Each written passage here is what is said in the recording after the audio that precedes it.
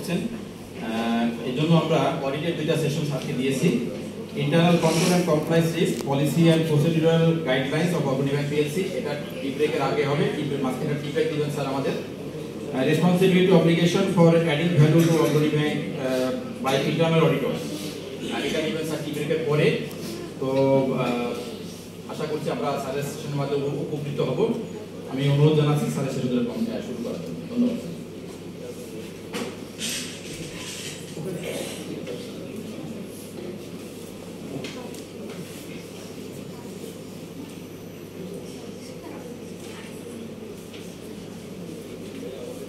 বিসমিল্লাহিররহমানিররহিম। অগ্রণী bank PLC এবিটিআই এই ক্লাসে আপনাদের সাথে পরিচিত হওয়ার বা নলেজ শেয়ারিং এর বিষয়ে আজকে দুটি সেশনে আমরা আলোচনা করব। আজকের সেশন দুটি, ক্লাস দুটি খুবই গুরুত্বপূর্ণ, বিশেষ করে যারা এই ব্যাংকে কর্মরত আছেন। আপনারা ইয়াং অফিসার, আপনাদের জীবনের প্রারম্ভে যদি আপনারা ক্লাস দুটি সম্যকভাবে অবহিত হতে পারে এবং নিয়মিত আজকের এই ক্লাসের যেসব বিষয় আলোচনা করা হবে, যেসব তথ্য উপাত্ত উপস্থাপন করা হবে, সেগুলি আপনাদের জীবনের প্রতিটি ক্ষেত্রে কাজে লাগবে বলে আমার বিশ্বাস। একটি বিষয় খুবই গুরুত্বপূর্ণ, যে পরিশ্রমী ব্যক্তিকে মহান রব্বুল আলামিন তার পারিশ্রমিক দিয়ে থাকে। যিনি অলস এবং যিনি কর্মে ফাঁকি দেন, যেখান থেকে তার নিজের পরিবারের সদস্যদের জন্য আয়ের উৎস হিসাবে চিহ্নিত, সেই জায়গাটির প্রতি যদি আন্তরিকতা, একনিষ্ঠতা, সিনসিয়ারিটি না থাকে, তাহলে আপনি একজন অকৃতজ্ঞ ব্যক্তিও হবে। সুতরাং আজকের এই ক্লাসে, আজকের এই ট্রেনিং সেশনে যে দুটি বিষয় আলোচনা করা হবে, সেই বিষয়ের প্রতি আমি আবার আপনাদের আন্তরিক দৃষ্টিভঙ্গি দেওয়ার জন্য অনুরোধ করছি। নিশ্চয় আপনারা সবাই প্রায় 1 মাস ব্যাপী ক্লাস করছেন। আজকে বোধহয় শেষ ক্লাস। আপনারা যার যার কর্মস্থলে ফিরে যাবেন এবং কর্মে মনোনিবেশ করবেন এবং ট্রেনিং থেকে যা শিখে গেলেন সেইগুলি কর্মক্ষেত্রে প্রয়োগ করার চেষ্টা করবেন, এই প্রত্যাশা রেখে আমার প্রারম্ভিক বক্তব্য এখানে শেষ করছি। এবার আমরা মূল ক্লাসে যাচ্ছি। ক্লাস শুরু করার প্রথমে আমরা অগ্রণী ব্যাংক পিএলসি যে ভবনের অধীনে আপনারা কর্মরত আছেন, যে প্রতিষ্ঠানে আপনাদেরকে সেবা দেওয়ার জন্য নিয়োগ করা হয়েছে, সাধারণ মানুষের সেই ভবনটি আপনারা দেখতে পাচ্ছেন।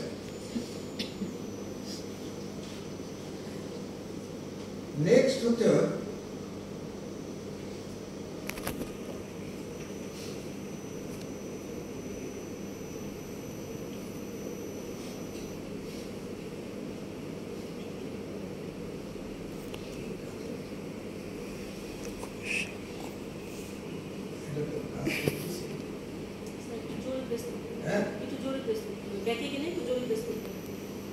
ব্যাকে গেলে আমি একটু দূরে দিচ্ছি, দূরে বলে হচ্ছে না নাকি? এটা ভালো এগিয়ে আসেন।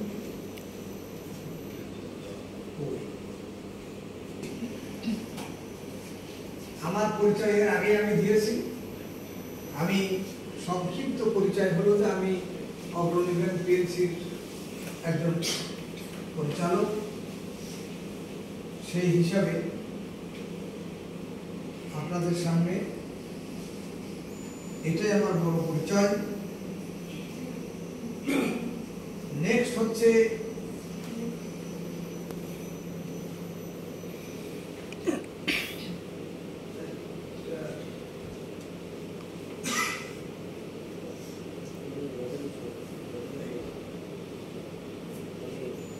কাজে যে কোনো বিষয়ে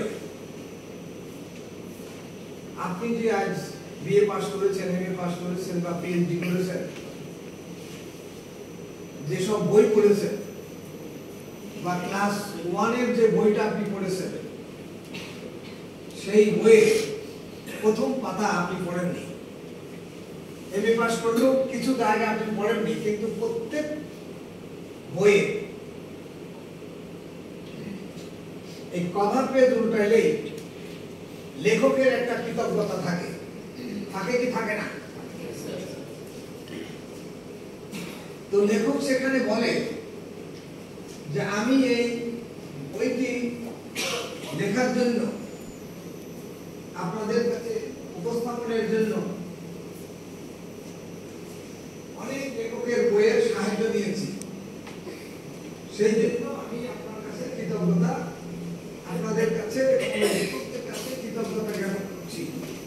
আপনারা পড়েছেন না পড়ান নাই? তাহলে আমি এই এখানে যে ক্লাসের জন্য এসেছি, যার কারণে যারা আমাকে এই প্রতিষ্ঠানে আপনাদের সাথে মিলিত হওয়ার, পরিচিত হওয়ার বা একটা ক্লাস নেওয়ার সুযোগ করে দিয়েছেন, তিনি হচ্ছেন doctor Salehuddin Ahmed. I would like to gratitude and sincere thanks to the Mr. Dr. Saleuddin Ahmed, Honorable Advisor, to the interim government of Bangladesh since August 2024. He is a civil servant and 9th governor of the Bangladesh Bank, the country's central bank Bangladeshi economist, who has appointed me as director of your prominent Agroni Bank PLC. তাহলে উনি এত বড় মাপের একজন মানুষ, যিনি দেশের আর্থিক অর্থনৈতিক ব্যবস্থা শীর্ষে অবস্থান করেছিলেন নবম গভর্নর হিসাবে, এবং বাংলাদেশের একজন প্রখ্যাত ইকোনমিস্ট, যিনি বর্তমানে অর্থ উপদেষ্টা হিসাবে রয়েছেন, তার প্রতি আমি গভীরভাবে কৃতজ্ঞতা জানাচ্ছি।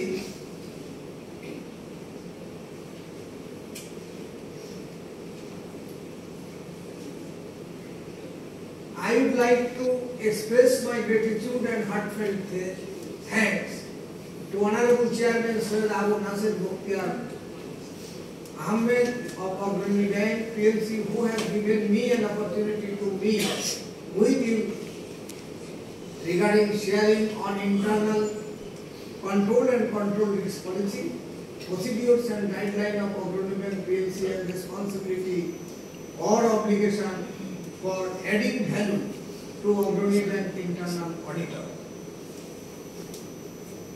I would also like to thank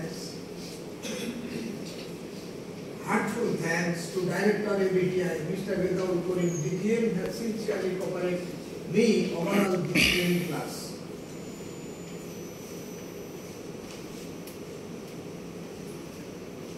তাহলে আমি এই তিনজন ব্যক্তির প্রতি কৃতজ্ঞতা জ্ঞাপন করছি প্রথম কথা।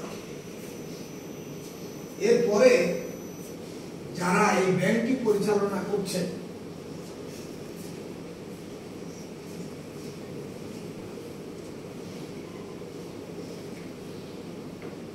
যারা এই ব্যাংকটি পরিচালনায় নিয়োজিত আছেন,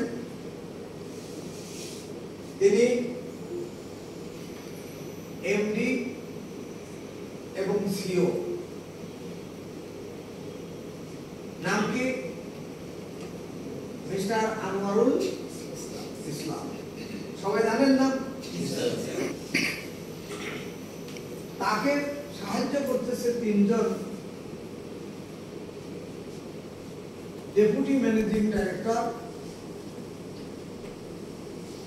একজন হচ্ছে তহমিন আক্তার, দ্বিতীয় হচ্ছে এমডি আবু বাসার, তৃতীয় হচ্ছে রুবানা পারভিন। তাহলে আপনাদের মধ্যে অনেকেই একদিন হয়তো এই ব্যাংকের শীর্ষ পদে আসীন হবেন, এই প্রত্যাশা আপনারা করতে পারেন। আমিও আপনাদেরকে দোয়া করছি যেন আপনারা আপনাদের অভিষ্ট লক্ষ্যে পৌঁছাতে পারেন।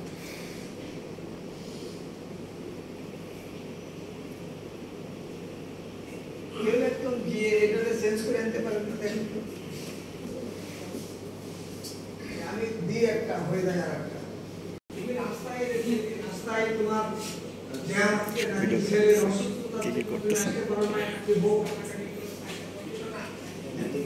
থাকো, সেটা তোমার এক্সকিউজ হতে পারে, কিন্তু এক্সকিউজ অফিসিয়ালি চলবে না।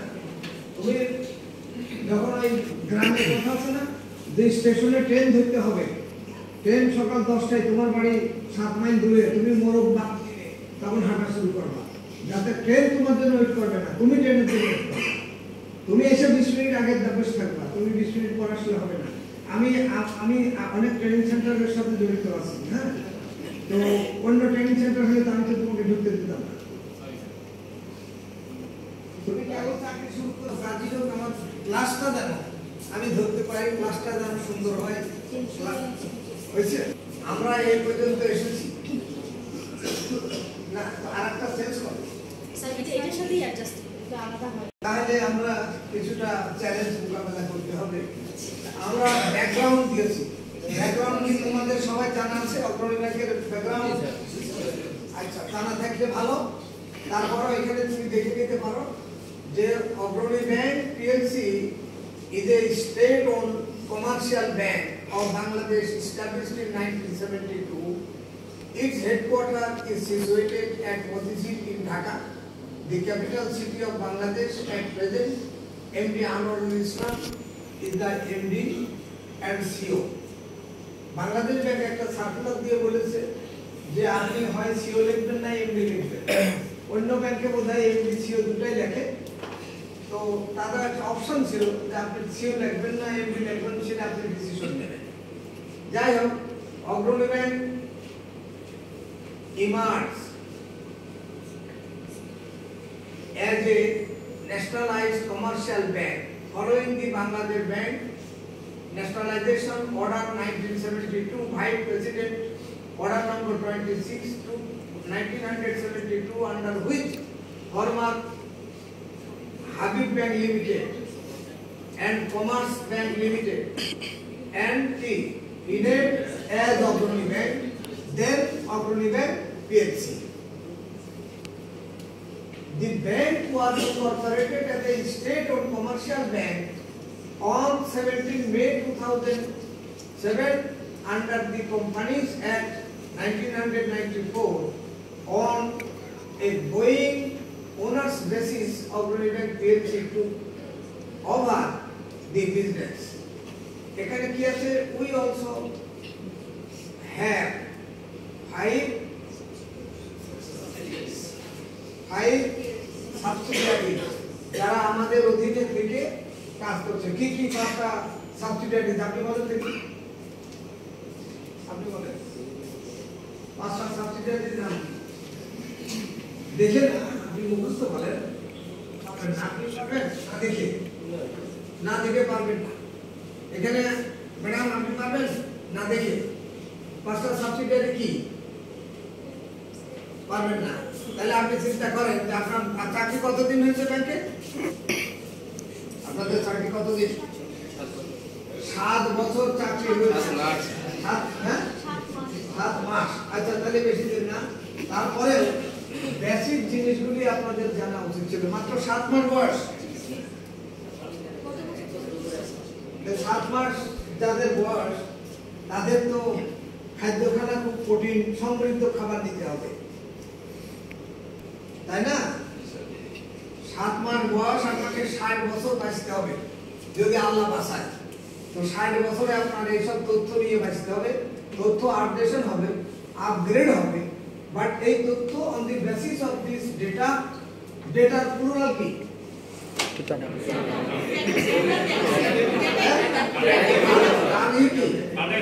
Singular singular. আচ্ছা, ঠিক আছে, এটা তো পাচ্ছেন।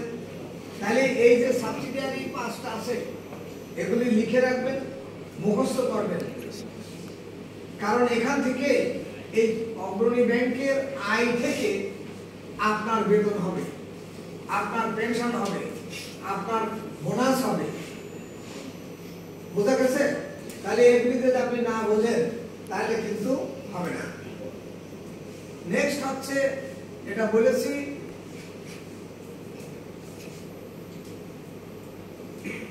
internal control and control risk policy, procedure and guideline of Cooperative Bank PLC.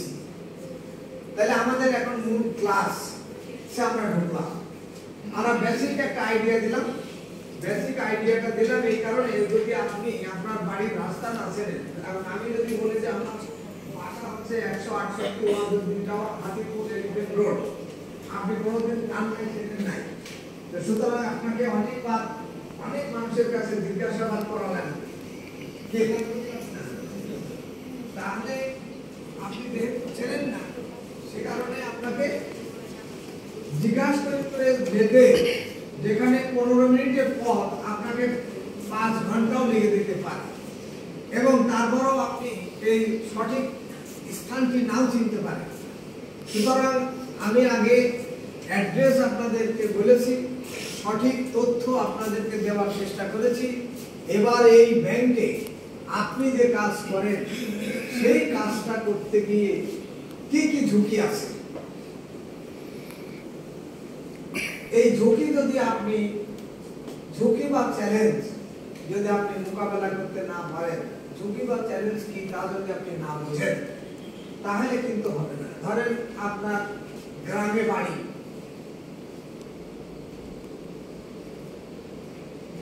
এই সামুদ্রিক এলাকায় নোয়াখালী, লক্ষ্মীপুর, চিটাগং, কক্সবাজার,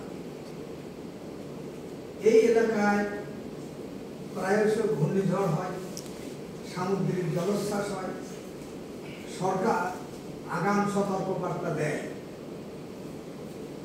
তাহলে যার ঘর দুর্বল থাকে সে শব্দ করে। তাহলে আমরা অগ্রণী ব্যাংকের পক্ষ থেকে আপনার যে জায়গাগুলি দুর্বল আছে সেই জায়গাগুলি শক্ত করে দিচ্ছি। তার 1 নাম্বার পিলার হচ্ছে কি দিয়ে শক্ত করে? পিলার দিয়ে। তার 1 নাম্বার পিলার হচ্ছে কি? Internal control and control risk policy, procedure and guideline Agrani bank PLC. এসব কিন্তু আমাদের একটা পিলার। সেই পিলারগুলি যদি আপনি সঠিকভাবে চিনতে পারেন, বুঝতে পারেন, উপলব্ধি করতে পারেন, সঠিক সময়ে সঠিক জায়গায় প্রয়োগ করতে পারেন, তাহলে আপনি আপনার চাকরিটা সঠিকভাবে 60 বছর পর্যন্ত করতে পারবেন। না হলে পা পিছলাই যেতে পারে, আপনি আইন না বুঝে না জেনে যদি কোনো আইনের বরখলাপ করে কোনো কাজ করে তাহলে আপনার অসুবিধায় পড়ার সম্ভাবনা রয়েছে। তো সেই জন্য ইন্টারনাল কন্ট্রোল করার জন্য আমরা সবথেকে গুরুত্বপূর্ণ যে বিষয়টি লক্ষ্য করেছি সেটা হচ্ছে অডিট। আমি অডিট কমিটির চেয়ারম্যান হিসাবে দেখেছি যে অনেকেই অনেক জায়গায় অনেক ভুল করেছে, তার না জানার কারণে ভুল হতে পারে বা অজ্ঞতা না থাকলেও ইচ্ছাকৃতভাবে ভুল হতে পারে। তো যদি আপনি ইচ্ছাকৃত ভুল করেন তাহলে আপনি ক্ষমার অযোগ্য অপরাধী হবেন, আর ইচ্ছাকৃত ভুল করলে অথরিটি যদি মনে করে আপনাকে ক্ষমা করে দিতে পারে। ঠিক কিনা? তাহলে আমরা এই যে ব্যাংকের অফিসার, এই ব্যাংকের অফিসার হিসাবে ব্যাংকের আয় থেকে, ব্যাংকের লাভ থেকে, ব্যাংকের মুনাফা থেকে আমার বেতন ভাতা, আমার ঈদের বোনাস, আমার বাড়ি করা লোন, মোটরসাইকেল কেনা লোন, আরো যেসব সুবিধা আছে, চিকিৎসা সুবিধা, ভ্রমণ ভাতা ইত্যাদি আমার ব্যাংকের আয় থেকে কিন্তু দিতে হবে। তাহলে ব্যাংক জিনিসটা কি? ব্যাংক মানে আপনি চাকরি পাইছেন, আসলেন আর গেলেন আর কাজ করলেন তাহলে হবে না। আপনার নাম্বার হচ্ছে ঢোকাইতে হবে। ব্যাংক একটি আর্থিক প্রতিষ্ঠান, অন্য কথায় মুনাফা ভিত্তিক ব্যবসায়িক প্রতিষ্ঠান। ব্যাংক সাধারণ মানুষের টাকা আমানত হিসাবে জমা রাখে এবং তাদেরকে জমাকৃত টাকার বিপরীতে ডিপোজিটেড মানি মুনাফা প্রদান করে এবং আমানতকারী কর্তৃক চাহিদা মাত্র জমাকৃত টাকা ফেরত দিতে বাধ্য থাকে। এটি হচ্ছে ব্যাংকের লাইবিলিটি। কি বোঝা গেছে না? তাই নাই? তাহলে প্রথম কথা, আপনার লাইবিলিটিস কি? আপনার লাইবিলিটিস হচ্ছে যে ব্যাংকে সাধারণ মানুষ তার টাকা জমা রাখে, আপনি যে টাকা জমা রেখেছেন ব্যাংকে তার ইন্টারেস্ট দিতে হয়। তাহলে যে মানুষ টাকা জমা রেখেছে তাকে যেমন ইন্টারেস্ট দিতে হবে, তার টাকাও ফেরত দিতে হবে। তার প্রথম কথা মনে রাখতে হবে যে মানুষ যিনি ডিপোজিটার তাকে আমি ইন্টারেস্ট দেব, তার মূল টাকা ফেরত দেব, এটা হচ্ছে আমার লাইবিলিটি বা দায়। অন্যদিকে ব্যাংক বিআরপিটি সার্কুলার অনুসারে ব্যক্তি, স্টাফ অফিসার কে বাড়ি, মোটরসাইকেল, কম্পিউটার, চিকিৎসা ইত্যাদি বিষয়ে ঋণ দিয়ে থাকে। এটি হচ্ছে ব্যাংকের একটা ক্ষুদ্র ও মাঝারি ব্যবসায়ী প্রতিষ্ঠান, একক মালিকানাধীন প্রতি দোকান, কুটির শিল্প, তাঁত শিল্প, এসএমইকে +-12% হারে ঋণ প্রদান করে থাকে। ঋণ গ্রহীতাদের নিকট থেকে আদায়কৃত মুনাফা বা সুদ ব্যাংকের পরিচালন মুনাফা বা অর্জিত আয়। তাহলে ব্যাংকের আয় কোনটা এবং ব্যয় কোনটা সেটা আমরা জানলাম। এসব আপনারা জানেন নাকি জানেন না? তাহলে আমি আয়ের খাত পেলাম, ব্যয়ের খাত পেলাম। এখন ব্যয়ের খাত কি? ব্যয়ের খাতের মধ্যে অনেক বিষয় রয়েছে, যেমন পরিচালন ব্যয় নির্বাহ করে, কর্মচারীদের বেতন ভাতা প্রদান করে, এটা একটা এক্সপেন্ডিচার। আমানতকারীদের জমাকৃত অর্থের বিপরীত নির্দিষ্ট সময়ান্তে মেয়াদান্তে স্ব ব্যক্তির টাকা ফেরত প্রদান করে। অফিসের ভাড়া বা টেনেন্স 24 এই সফটওয়্যারের বিল দিতে হয় শত কোটি টাকা। তারপর বিদ্যুৎ, পানি, গ্যাস এসব খরচ করতে হয়, বাসা ভাড়া দিতে হয়। আপনি যে অফিসে বসেন সেই অফিসে দেখেন বিদ্যুৎ আছে, গ্যাস আছে, আনুষঙ্গিক চেয়ার টেবিল আছে, টিস্যু বক্স আছে, এসব তো খরচ। আপনি যদি নিজেকে বিবেচনা করেন তাহলে দেখবেন আপনার বাসায় কিন্তু টিস্যু বক্স নাই। আপনি একটা টিস্যু নিয়ে গেছেন, একটা বক্স হয়তো কিনে নিয়েছেন, খুব চিন্তা করে হিসাব করে খরচ করেন, কিন্তু ব্যাংকে গিয়ে ওযু করে এসে 5-6টা একসাথে নিয়ে নেন, হাত মুখ মুছতেছেন। এটা করেন কি করেন না?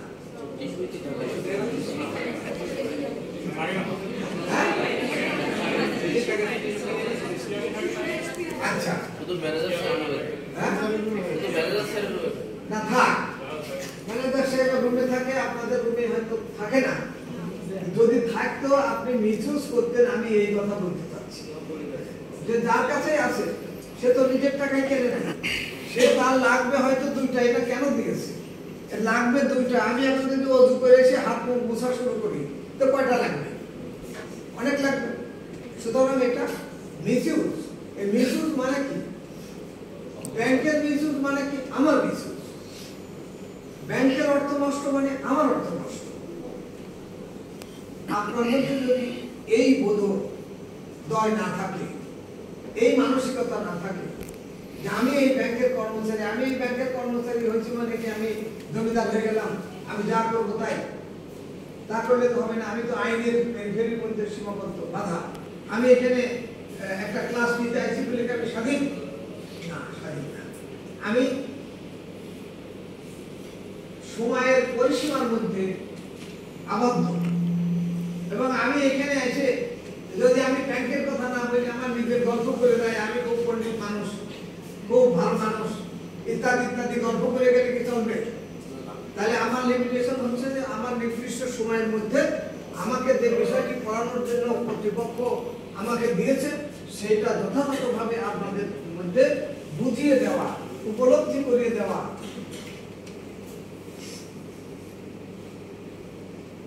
ঠিক না?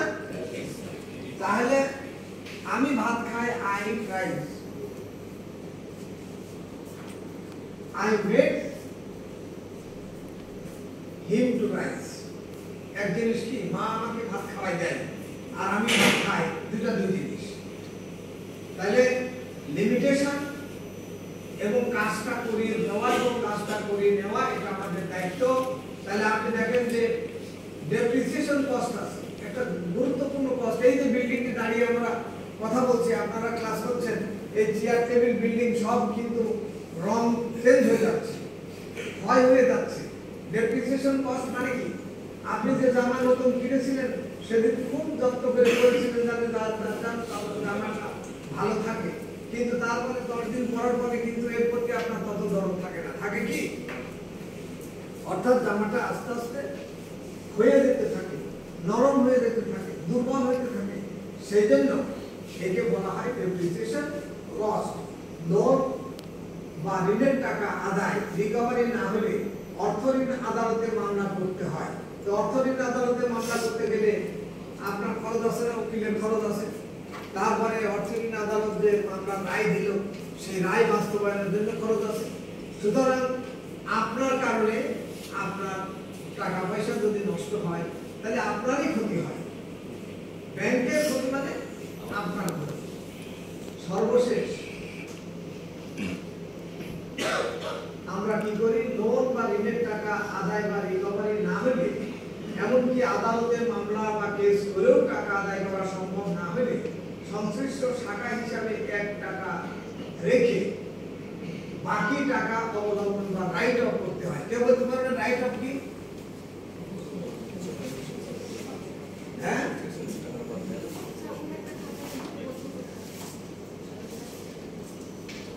কি চা নাস্তা খাওয়ার সময় হয়েছে?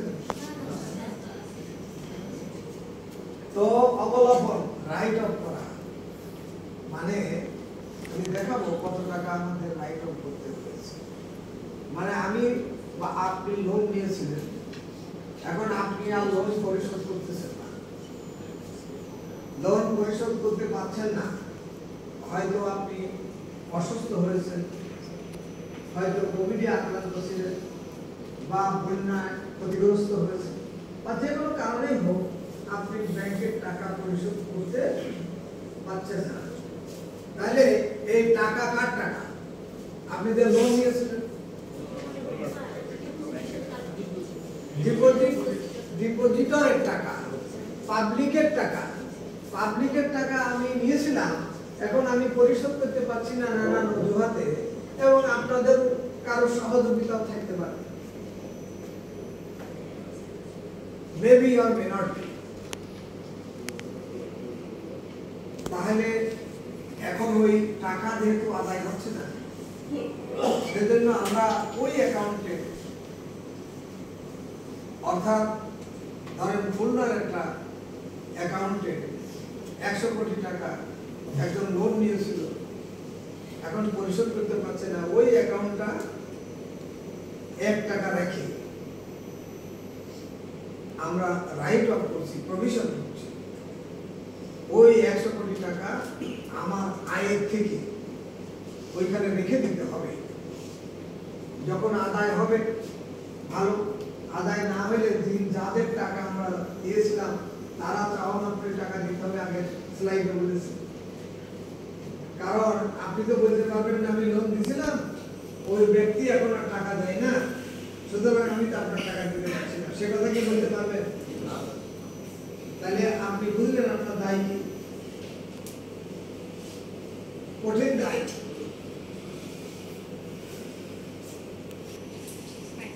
তাহলে তোমরা নিজের টাকায় খাইছো,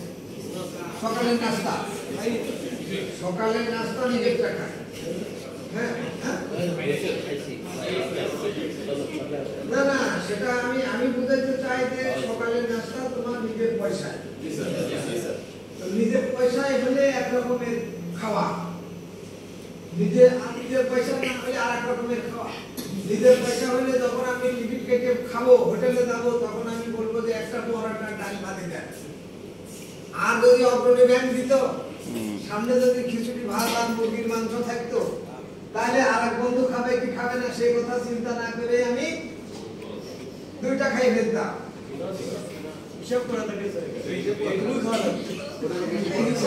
থাকে অনেকে তো তাহলে এই রকমের কিন্তু অবস্থা, ব্যাংক যদি খাবার দেয় তাহলে আমাদের, ব্যাংক খাবার দিলেও আমাদের, না দিলেও আমাদের। তবে আমরা যা আলোচনা করছি সেটা হচ্ছে যে যারা আমাদের থেকে লোন নিয়েছে, লোন নিয়ে এখন দিচ্ছে না, কে দিচ্ছে না? লোন দেওয়ার একটা নিয়ম আছে, সেই নিয়ম ভাইলেশন করে যখন আপনি লোন দেবেন তখন কিন্তু লোন আদায় হবে না। কি নিয়ম ভাইলেশন? কলম আছে, এই লোন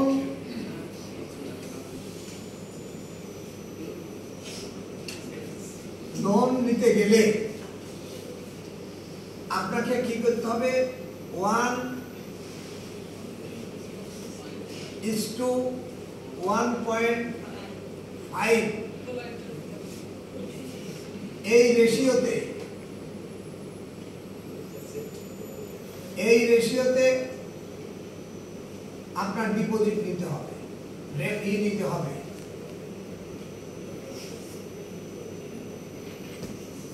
ঠিক কিনা?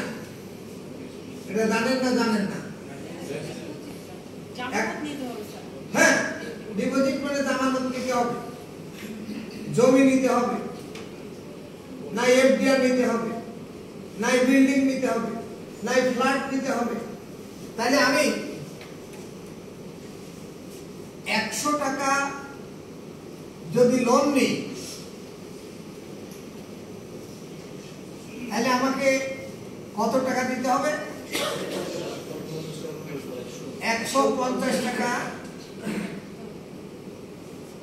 দিতে হবে, 150 টাকা জামানত দিতে হবে। ঠিক, 100 জামানত বা জমানত, 150 টাকা জামানত দিতে হবে বা নিতে হবে। আমি যদি বলি দিতে হবে, অবলিক হলো নিতে হবে। ঠিক কিনা? এখন আমি 100 টাকা, তাহলে 100 টাকা যদি সে নেয় তাহলে আমি কত টাকা দেব? আমি 100 টাকায় দেব 80 টাকা, 100 টাকা যদি আমার লোন দিতে হয়, আমার ডিপোজিট 100 টাকা, লোনের বিপরীতে আমি তাকে টাকা দেব 80 টাকা, অর্থাৎ এই 20% আমাকে ফোর্স লোন হিসাবে, ফোর্স, অর্থাৎ আমি এই 20% বাধ্যতামূলক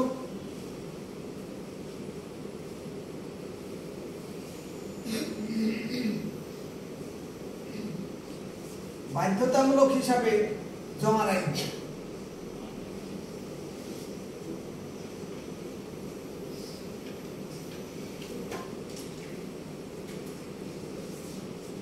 বুঝা গেছে? অর্থাৎ আমার সম্পদ, ধরেন আমার এই জামানত হিসাবে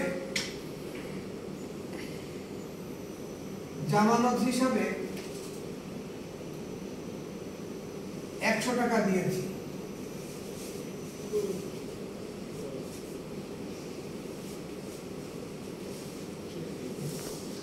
আমি তাকে টাকা দেব কত? টাকা দেব 80 টাকা। আমি টাকা দেব 80 টাকা। কেন 20% আমি রেখে দিয়েছি? 20% কেন রাখলাম?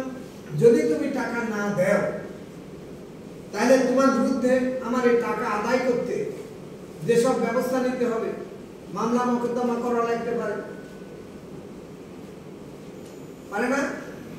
তাহলে তুমি যদি টাকা না দাও, তোমার বিরুদ্ধে ব্যবস্থা গ্রহণ করার জন্য আমি যেসব পদক্ষেপ গ্রহণ করব, সেই পদক্ষেপ বাবদ আমি বাধ্যতামূলক 20% রেখে দেব, আর 80 টাকা তোমাকে দেব।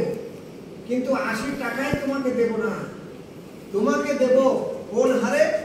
1:1.5 রেশিওতে দেব। সেই 1:1.5 রেশিওতে যদি আমি টাকা দিই, তাহলে আমি তাকে টাকা দেব এই সর্বোচ্চ 57 টাকা প্লাস মাইনাস। বুঝতে পারলেন? এটা যদি আমি ঐকিক করি যে 100 টাকায় 80 টাকায় ডিপোজিট হবে 100 টাকা, বা 100 টাকায় আমি দেব 80 টাকা, তাহলে 80 টাকা 1.5 আমি দেব 53 থেকে 54 টাকা। এর বাইরে যদি আমি দিই, তাহলে আমি যখন সে যখন টাকা দেবে না, তার জমি যদি আমি বিক্রি করি, তাহলে সেই জমির দাম যদি আমার ওই টাকা না হয়, তাহলে তো সে বলবে যে আমার জমি নিলামে বিক্রি করলে করো। যেমন মনে করেন যে আমি 100 টাকার জমি যদি আমি ওভার ভ্যালু করি,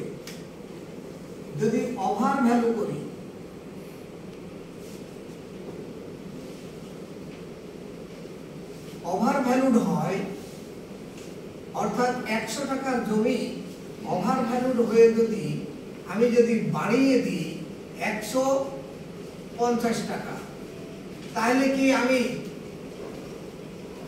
এই 150 টাকা, এই 100 টাকা কি উদ্ধার করতে পারবো?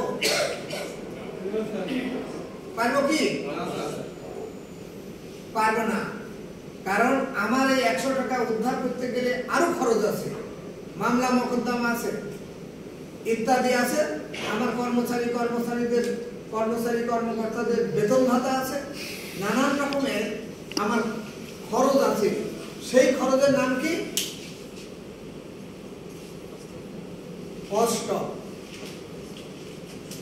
কস্ট অফ ভ্যালু রেখে আমাকে লোন দিতে হবে। তা যদি আমি না দিই, তাহলে আমার ব্যাংকের ক্ষতি হবে। সেইটা কে ধরবে? অডিটে গিয়ে ধরবে। অডিট বলবে যে তোমাকে আইন দিছিল বিআরপিডি সার্কুলারে যে 1:1.5 সেই হারে ডিপোজিট নিয়ে তুমি টাকা দাও। তুমি সেভাবে টাকা না দিয়ে তুমি ওভার ভ্যালু করে দিয়েছো। জমির দাম ছিল 100 টাকা, তুমি বানাই দিয়েছো 150 টাকা।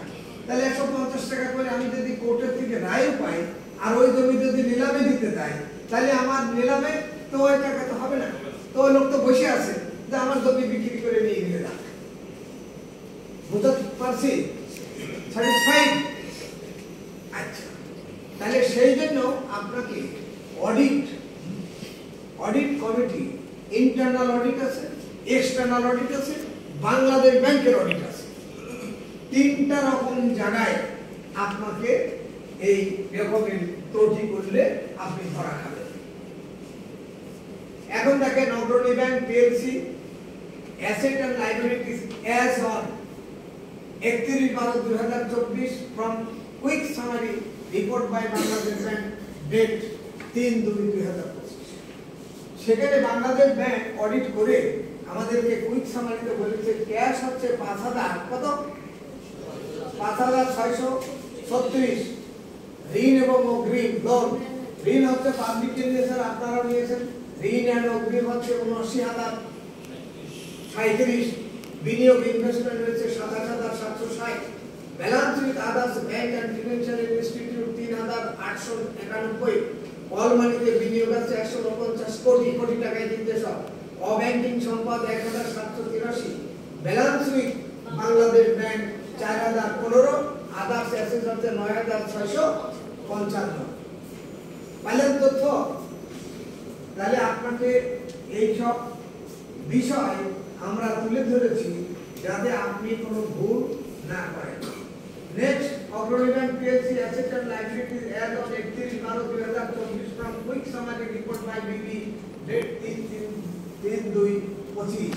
দেখেন এখানে লেখা আছে দায়িত্ব না এবং ইকুইটি বিবরণ, particulars of liabilities and equity as on 31/12/2024 amount in কোট টাকা অ্যাজ অন 31/12/2023।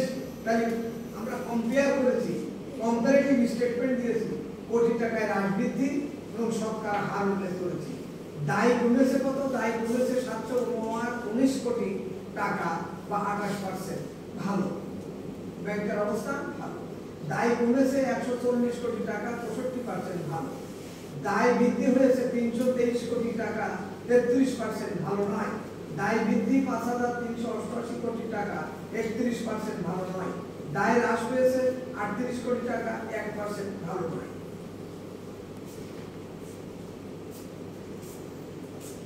বুঝা গেল? তাহলে এটা কুইক সামারি। আমি আমাদের যে হাই অফিসার আছে চেয়ারম্যান স্যার সহ ওগুলোকে আমি দিই। আর তোমাকে আমি দিয়েছিলাম, তাই না? তোমার নাম্বারে আমি দিয়েছিলাম, তুমি শেয়ার করছো। ঠিক আছে, আচ্ছা এইদিকে দেখা যায়, এইদিকে দেখা যায় না কেন? ওই পাশে আলোর জন্য এটা একটা বন্ধ করে দাও।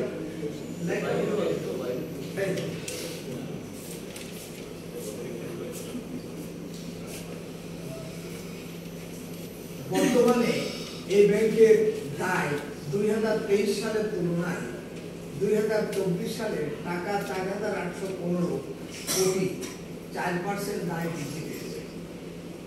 এই দায় বৃদ্ধি আমানতকারীদের নিকট থেকে ডিপোজিট বলেছে। এখন একটা অঙ্ক বের করতে পারেন তো। আমি 53 টাকার কথা বলেছি যে 100 টাকায় 1.1:1.15 এ 53 বা 54 টাকার মতো দেওয়ার কথা। কিন্তু আমি যদি 100 টাকায় দিই আর ডিপোজিট যদি 1.5 গুণ না হয় তাহলে ঋণ আদায় করা কঠিন হয়ে যাবে। এটা যে কোনো অডিটে আপনাকে ধরবে যে আপনি ডিআরবির এই সার্কুলার অনুযায়ী যারা অডিট করে তারা খুব অভিজ্ঞ, খুবই দক্ষ, তারা কিন্তু বলবে যে আপনি 100 টাকা দিলেন যে ডিপোজিট রাখলেন, এটা আপনার তো রাখার কথা ছিল 150 আর দেওয়ার কথা ছিল 100 টাকায় 53 টাকা, আপনি দিয়ে দিলেন 100 টাকা। তাহলে ওই অফিসারের বিরুদ্ধে হবে, এলিগেশন হবে, সেই অফিসারের শোকজ হবে, ব্যাখ্যা চাওয়া হবে এবং সন্তোষজনক জবাব না দিতে পারলে হাইয়েস্ট অথরিটি তার শুনানি নিয়ে একটা ব্যবস্থা গ্রহণ করবে। সুতরাং এটা খুব সতর্কতার সাথে করতে হবে। পরিচালন মুনাফা 5 থেকে 8 আমরা উপরে দেখাচ্ছি। দেখেন এখানে তথ্য দেওয়া আছে, সেই তথ্যের মধ্যে 207 কোটি টাকা মাইনাস 12% মাইনাস। যেহেতু ইন্টারেস্ট ইনকাম রিডিউস হচ্ছে, অন্যদিকে ইন্টারেস্ট এক্সপেন্ডিচার বৃদ্ধি পেয়েছে, অর্থাৎ আমানত জমাকারীদের সুদের হার বৃদ্ধি করা হয়েছে, সে কারণে 2023 সালের তুলনায় 2024 সালে 207 কোটি টাকা ইকুয়াল টু 12% পরিচালনা মুনাফা হ্রাস পেয়েছে। তাহলে মুনাফা যদি হ্রাস পায় তাহলে আমাদের জন্য ক্ষতিকর। সুতরাং মুনাফা যাতে বৃদ্ধি পায় সেটাই আমাদের চেষ্টা করা উচিত। এছাড়া বেতন ও ভাতা খাতে ব্যয় 36 কোটি টাকা ইকুয়াল টু 3% এবং অন্যান্য পরিচালন ব্যয় 96 কোটি টাকা ইকুয়াল টু 15% বৃদ্ধি পাচ্ছে। তাহলে আমাদের ব্যয় কিন্তু ক্রমান্বয়ে বৃদ্ধি পাচ্ছে, আয় সেই হারে বৃদ্ধি পাচ্ছে না। কেন পাচ্ছে না? যে আমাদের কম্পিটিটর আছে। শুধু আমরা অগ্রণী ব্যাংক যে বাংলাদেশে ব্যবসা করছি তা নয়, আমাদের এখানে আরো অন্যান্য ব্যাংক আছে, সোনালী ব্যাংক আছে, জনতা ব্যাংক আছে, বিভিন্ন ব্যাংক আছে, সরকারি বেসরকারি অনেক ব্যাংক আছে। সুতরাং তাদের সাথে প্রতিযোগিতায় আমাদের টিকে থাকতে হবে। এখন একটা লোক টাকা ডিপোজিট দিতে আসলো, সে আপনার কাছে রাখতে চায়, কিন্তু তার সাথে আপনি ব্যবহারটা ভালো করলেন না, তাহলে সে আপনার এখানে আপনি তাকে 2 ঘন্টা বসে রাখলেন। কি এরকম করেন না? আপনি করেন না? 10,000 লোকের মধ্যে নিশ্চয়ই 10 জন বা 50 জন করে। তো সবাই তো বলতে পারবে না যে করি না, তাই না? আপনি করেন না, ভালো কথা, কিন্তু যিনি করেন তার কারণে চিন্তা করতে হবে যে এটা একটা সামগ্রিক বিষয়। এটা কিন্তু আপনার একক বিষয় নয়। আপনি একজনকে এরকমের যদি অসম্মান করেন, সে টাকা দিতে আসতো, 2 ঘন্টা বসায় রাখেন, তাহলে একটা চাও খাইলেন না, একটা বিস্কিটও খাইলেন না, আর বেসরকারি লোক দিয়ে তাকে হয়তো একটা কলম দিল, একটা প্যাড দিল, একটা কিছু দিল, সে তাকে সন্তুষ্ট করে তার টাকাটা সেখানে ডিপোজিট হলো। সুতরাং ডিপোজিট যাতে বাড়ানো যায় সেই চেষ্টা আপনাদেরকে নিতে হবে। সেটা ভালো ব্যবহার হলো মেন সম্পদ। তার সাথে সাথে কিছু আনুষঙ্গিক, যদি আপনার পকেট থেকে 5 টাকা যায়ও, তাও আপনি 1 কাপ চা খাওয়াবেন, কারণ আপনি তো আবার ব্যাংকের কাছ থেকে কিছু পান, রিমুনারেশন পান না। বেশি যদি ডিপোজিট দেয় তাহলে তো ব্যাংক তো তাদেরকে একটা সম্মানই দেয়, তাই না? কিছু সম্মানই দেয়, তো বোনাস দেয় না? দেয়, বোধহয় আপনাদের দেয় কিনা জানি না, ম্যানেজারদের দেয়। যে ম্যানেজার একটা টার্গেট দিয়েছে, সেই টার্গেট যারা ফিল আপ করতে পারে, ফুলফিল করতে পারে, পরিপূর্ণতা আনতে পারে, তাদের একটা পারফরমেন্স অ্যালাউন্স দেয়, আপনারাও পাবেন। যেহেতু ইন্টারেস্ট, আচ্ছা এটা আমরা বলেছি। নেক্সট এখন আমরা বলছি যে উপরের আলোচনা আমরা অগ্রণী ব্যাংক পিএলসির ক্রোনোলজিক্যাল ইতিহাস, সাংগঠনিক কাঠামো, আয় ব্যয়, সম্পদ, দায়, মালিকানা সত্ত্ব বিষয়ে আলোচনা করেছি। ইতিপূর্বে আমরা জেনেছি ব্যাংক একটি আর্থিক প্রতিষ্ঠান, মুনাফা ভিত্তিক ব্যবসায়িক প্রতিষ্ঠান।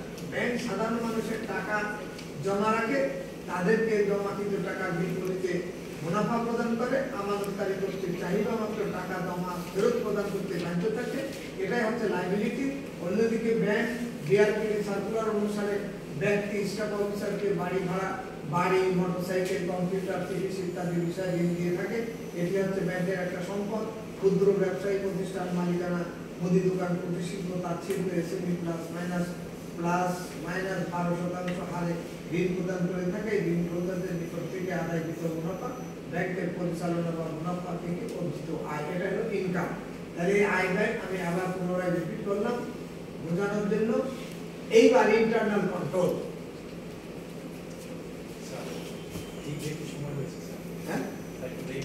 হ্যাঁ,